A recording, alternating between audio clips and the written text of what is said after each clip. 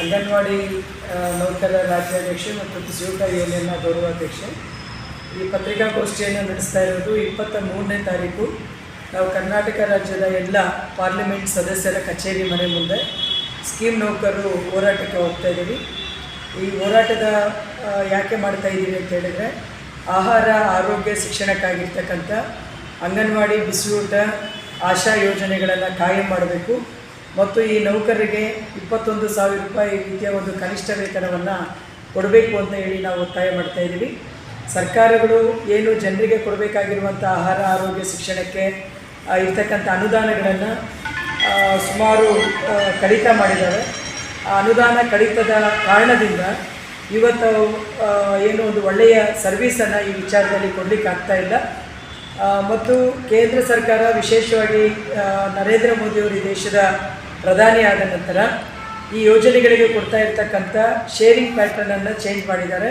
ಸುಮಾರು 40% ಅಷ್ಟು ಕಡಿತ ಮಾಡಿ ರಾಜ್ಯ ಸರ್ಕಾರಗಳ ಮೇಲೆ ಹೊರೆ ಹೊರಿಸಿದ್ದಾರೆ.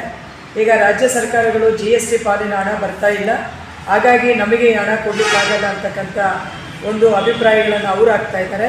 ಸೊ ಹಾಗಾಗಿ ಈಗ ಒಟ್ಟಾರೆ ಈ ಸ್ಕೀಮ್ಸ್ ಎಲ್ಲನೂ ಕೂಡ ತುಂಬ ಅಪಾಯದಲ್ಲಿದ್ದಾವೆ. ಹಾಗಾಗಿ ನಾವು ಹಿಂದೆ ಏನು ಸರ್ಕಾರಗಳು 2014ಕ್ಕಿಂತ ಮುಂಚೆ ಶೇರಿಂಗ್ ಪ್ಯಾಟರ್ನ್ 100ಕ್ಕೆ 90% ಅಷ್ಟು ಕೊಡ್ತಾಯಿದ್ರು, ಅದೇ ರೀತಿಯಲ್ಲಿ ಸರ್ಕಾರಗಳು ಕೊಡಬೇಕು.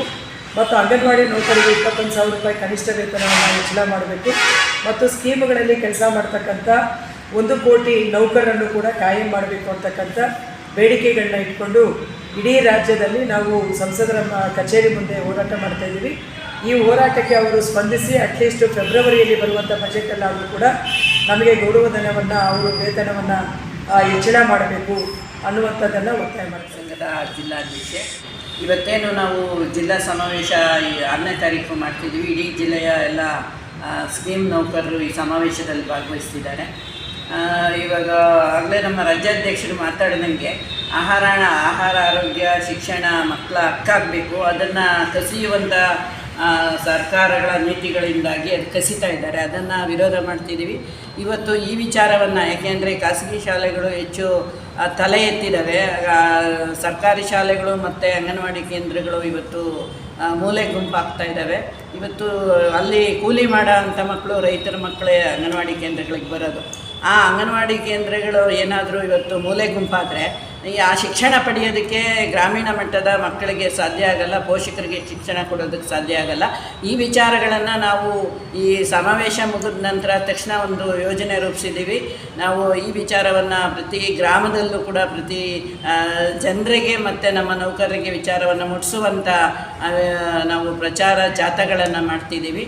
ಆ ಜಾಥಾಗಳನ್ನು ನಡೆಸಿ 23ನೇ ತಾರೀಕು ಏನು ನಮ್ಮ ಜಿಲ್ಲೆಯ MP ಕಚೇರಿ ಮುಂದೆ ನಾವು ಇಡೀ ಸ್ಕೀಮ್ ನೌಕರರು ಹೋರಾಟ ನಡೆಸೋದಕ್ಕೆ ನಾವು ಎಲ್ಲ ಸಿದ್ಧತೆ ಮಾಡ್ತಿದ್ದೀವಿ. ಸರ್ಕಾರ ತಕ್ಷಣವೇ ನಮ್ಮ ಬೇಡಿಕೆಗಳನ್ನು ಈಡೇರಿಸಬೇಕು ಅಂತೇಳಿ ಈ ನಿಟ್ಟಲ್ಲಿ ಒತ್ತಾಯ ಮಾಡ್ತೀವಿ.